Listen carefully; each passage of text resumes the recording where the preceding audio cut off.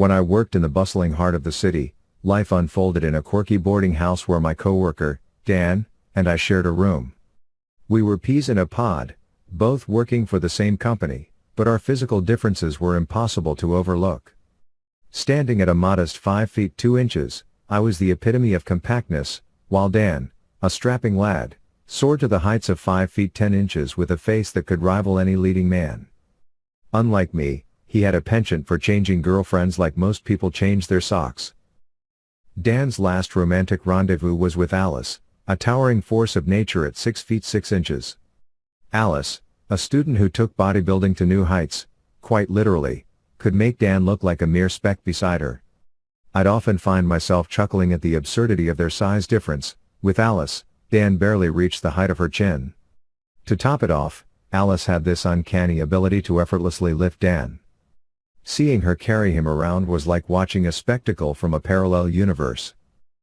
Alice's visits to our humble boarding house were as regular as clockwork. She'd arrive in her car or, occasionally, on her sports motorbike. Their interactions were a curious sight, Dan, a diminutive figure beside Alice, looking like a pocket-sized companion. They'd often spend hours in their room, and sometimes the decibel levels from their arguments would breach our thin walls. One fateful day, as they emerged from Alice's car, a heated argument ensued. The verbal tussle escalated, leading to an unexpected turn of events. Alice slapped Dan, stormed into the house, and barricaded herself in their room.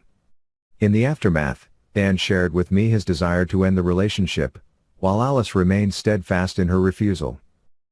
Days passed, and Alice's towering presence was conspicuously absent from our boarding house. Dan, grappling with the aftermath, confided that he'd decided to quit his job and return to his hometown. True to his word, he bid me farewell, leaving the boarding house and our shared escapades behind. 2 days later, the Giantess, Alice, stormed back into my life with an air of fury. Her towering frame, large muscles, and penetrating gaze made me feel like a dwarf squaring off against an enraged giant. She demanded to know Dan's whereabouts, and I, clueless about his current location, stammered out the truth. Enraged, Alice grabbed my neck, effortlessly lifting me with one hand. Panic set in as I pleaded for mercy, desperately trying to convince her that I genuinely didn't know where Dan had gone. My fear must have disgusted her, as she abruptly tossed me aside, leaving me sprawled on the floor, a trembling mess. Since that spine-chilling encounter, Alice never set foot in our boarding house again.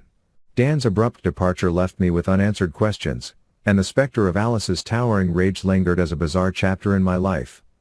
In the end, the tall tales of love and heartbreak unfolded in the cramped quarters of our small world, leaving me, the short storyteller, to recount the curious saga of Dan and the Giantess, Alice.